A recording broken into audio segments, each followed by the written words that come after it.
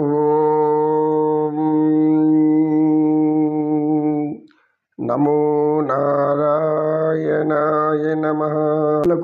భగవంతుడు అందిస్తున్నప్పుడు మనం కూడా మనకంటే తక్కువ స్థాయిలో పేదలు అనే కష్టాల్లో ఉంటున్నప్పుడు చూసి మనం గమ్మున వెళ్ళిపోవడం ఇది మానవత్వం కాదు. మానవత్వం అంటే ఏమిటి? భగవంతుడు ఇప్పుడు చూపిస్తున్నదే మానవత్వం. శ్రీమన్నారాయణుడు ఏం చూపిస్తున్నాడు? నిన్ను మర్చిపో, నీ కుటుంబాన్ని మర్చిపో, అందరినీ మర్చిపో కొద్దిసేపు. ఎంతవరకు? ఎవరైతే అసహాయ స్థితిలో, నిస్సహాయ స్థితిలో, ఆపదలో పిలుస్తున్నారో పరిగెత్తు, వెళ్ళు, కాపాడు, చేతనైన సహాయం చెయ్యి. ప్రేమను పంచుతూ ఎవరు ఆపదలో ఉన్నారో వాళ్ళని కాపాడాలనే బాధ్యత తీసుకుంటూ సామాజిక స్పృహ కలిగి ఉంటే నారాయణుడు ఎంతో మెచ్చుకుంటాడు. ఇప్పుడు ఆయన చేసేది అదే. ఏం చేస్తున్నాడు? ఎట్లయితే ఏదైనా ప్రమాదం 108 ఫోన్ చేస్తే 108 పరిగెత్తుకుంటూ ఏంటి వస్తుందో అట్లాగా ఈయన వేగంగా వచ్చేస్తున్నాడు. ఇక్కడేమో మా తల్లి ఇలా అవస్థపడుతుంది. ఏం అవస్థపడుతుంది? ఈ యొక్క కుర్రలను సవరించుకోలేకపోతుంది. ఈ చెవుల దుద్దులు దాన్ని తగులుకొని అటు ఇటు ఊగలాడుకుంటా అది తగులుకొని లాగుతూ ఉంది. బయట కొంగు జారిపోతూ ఉంది. జారిపోతున్నప్పుడు ఆమె యొక్క వక్షస్థలం అంతా కూడా కనబడేలాగా అయిపోతుంది. దాన్ని సిగ్గుతో ముడుచుకుపోయింది. ఆమె ముడుచుకుపోయి అయినా కూడా ఆయన వేగంగా నడుస్తున్నాడు. ఆయన వేగంతో ఏం సమానం గడవలేకపోతుంది. ఆయన ఎందుకు? ఆయన కాలగమనుడు అంటే ఏ కాలంలో ఏ క్షణంలో ఎక్కడ ఉండాలో అక్కడ ఉండిపోతాడు.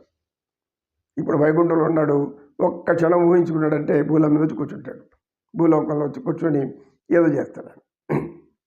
లీలలో మాయలు అలా ఉంటాయి. ఈ తల్లి ఈ విధంగా ఆమె చీలాంచలంబు శ్రీహరి చేతిలో ఉండిపోయింది.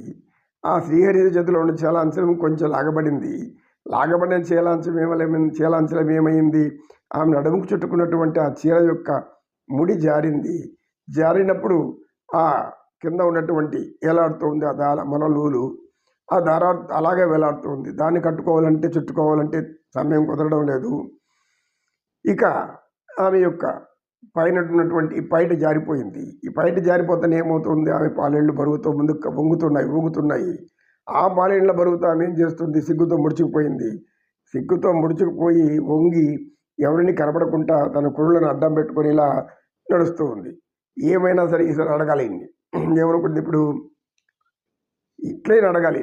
ఏం ఇంత ఇదిగా పోతున్నాడు? నాకు ఇన్ని అనుమానాలు ఉన్నాయి. ఈ అనుమానాలు ఏం తీరుస్తాడు? తటకాంచలనంబుతో అంటే మీ దుద్దులను తగులుకొనున్నాయి, ముడిపడిపోయింది. అదేవిధంగా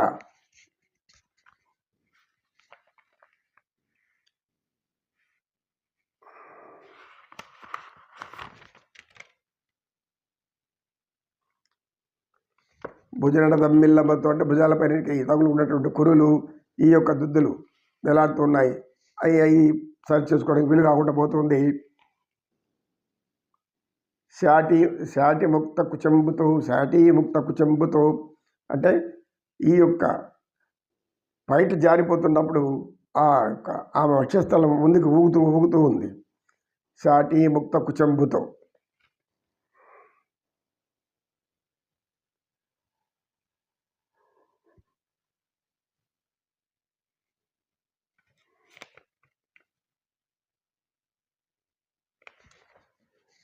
ఇప్పుడు ఎప్పుడైతే ఇలా కదిలిందో ఇవన్నీ కూడా కురులు గాలికి ఊగుతున్నాయి, నాట్యం చేస్తున్నాయి. అవన్నీ అంటే గాలి వేగంగా వస్తుంది, వేగపోతున్న గాలి వస్తుంటుంది కదా. ఈ వేగానికి ఆమె యొక్క కురులు అలా ఊగుతుంది. అవి అలా నృత్యం చేస్తున్నట్లుందంట. ఆమె కురులు నృత్యం చేస్తున్నట్లుందంట.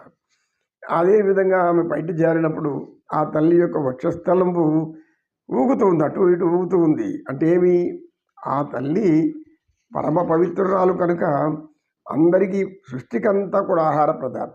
ధనలక్ష్మి, ధాన్యలక్ష్మి, ధైర్యలక్ష్మి, అనేక రకాల లక్ష్ములు, ఆమె అష్టలక్ష్ములు. ఈ విధంగా సమకూర్చేటటువంటి ఆ స్త్రీ అంటే తన యొక్క ప్రపంచమే తన బిడ్డలు, ఈ సృష్టి అంతా తన బిడ్డలే. వారికి ఆహారం ఇవ్వాలంటే ఆమె అన్ని రకాల ఆహారాలు ఇస్తుంది, ధాన్యం ఇస్తుంది, ధనం ఇస్తుంది, సంపదిస్తుంది, నీకు వైభోగాలు ఇస్తుంది, అన్ని శౌర్యాన్ని ఇస్తుంది, పరాక్రమాన్ని ఇస్తుంది, ధైర్యాన్ని ఇస్తుంది, వీరశక్తిని ఇస్తుంది. ఇన్ని ఇచ్చేది ఆమె. కనుక ఆ తల్లి ఈ విధంగా ఇది ఎవరు కూడా ఈ యొక్క సన్నివేశాన్ని దీన్ని ఒక వికారం చూపుతూ చూడకూడదు. చూడరు. ఎందుకంటే తన తల్లి తన అవస్థ పడుతుంది. ఆ తల్లి యొక్క అవస్థను బిడ్డలు చూసినట్లే చూడాలి అందరూ అని ఉద్దేశంతోనే ఈ యొక్క పోతన ఈ పద్యాన్ని ఇక్కడ ఇలా రాశాడు. అంటే వైకుంఠం నుంచి వస్తూ గజేంద్రుడిని కాపాడాలనుకున్న ఆయన వెనకాల భార్య ఎలా ఉంది, ఆమె అవస్థ ఎలా ఉంది చెప్పింది అనుకున్నాం కదా. మొదట్లో కొంతకాలం వరకు పురుషులు పెళ్ళయ్యిన కొంతకాలం వరకు ఒక 6 నెలలు 6 నెలలు సంవత్సరం వరకు అపూర్వంగా చూసుకుంటారు. ఆమె అంతా సౌందర్యాన్నంతా ఆస్వాదిస్తున్నట్లు పురుష బుద్ధి. అంటే వీళ్ళకి తృష్ణ అనేది ఎట్లా ఉంటుందంటే పురుషులు యవ్వనంలో సహజంగా అంటే అందరికి కాదు, భక్తులకు అనేక మందికి వేరే వేరే విధాలుగా ఉంటుంది. భక్తిలో ఉండే వాళ్ళకి సహజంగా ఉంటే మానవ యొక్క ఆలోచన ఎలా ఉంటుందంటే అందమైన స్త్రీలో ఏదో అందాన్ని వెతుక్కుంటారు, అది తన భార్యలో కనబడదు అనుకుంటారు. ఎందుకు? ఇప్పుడు ఆమె ఆ యొక్క అలవాటు అయిపోయింది. భార్యాబంధంతో అనుభవించేసేసి తర్వాత అలా చూస్తారు. కొంతమంది స్త్రీలు కూడా అలా ఉంటారు.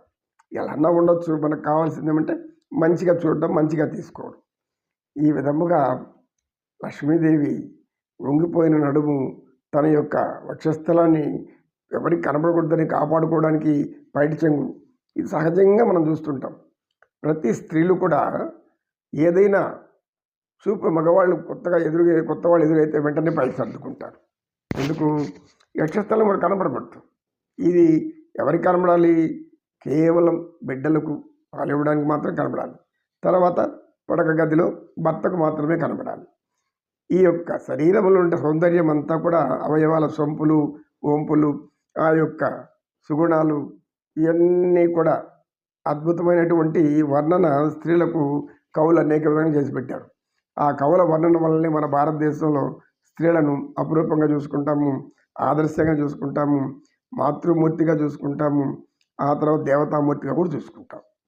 ఇన్ని విధాలుగా చూడడానికి కారణం మన వాళ్ళ యొక్క సంస్కృతి, సనాతన ధర్మం. ఇలా ఇది ఎవరికి భర్తకు తప్పితే ఇంకెవరికి కనపడకూడదు కనుక స్త్రీలు ఆ యొక్క ఆలోచన వచ్చేస్తుంది వెంటనే. పరపురుషులు ఎవరైనా వచ్చారంటే వెంటనే బయట సర్దుకుంటారు, కొంగిట్లా ముడేసుకుంటారు, తల చుట్టుకుంటారు, నీట్గా శుభ్రంగా కనబడతారు. ఎందుకు కనబడాలి అంటే దాన్ని కనబడితేనే సాంప్రదాయమైన స్త్రీ అని చెప్తుంది. కుల స్త్రీ, గౌరవం కాపాడే స్త్రీ, ఈ యొక్క స్త్రీ ధర్మం ఇది అనేది. ఇది ఈ యొక్క గజేంద్ర మోక్షంలో శ్రీమన్నారాయణుడు అలా వడివడిగా పోతున్నాడు. ఈ తల్లి ఈ విధంగా అవస్థపడుతుంది, ఎలా చెప్పాలి అని ఆలోచిస్తూ ఉంది. తర్వాత కాసంత విశ్రాంతి తీసుకొని తర్వాత గజేంద్ర మోక్ష చెప్తున్నాం. నమో కృష్ణ, నమో కృష్ణ. కృష్ణం వందే జగద్గురు.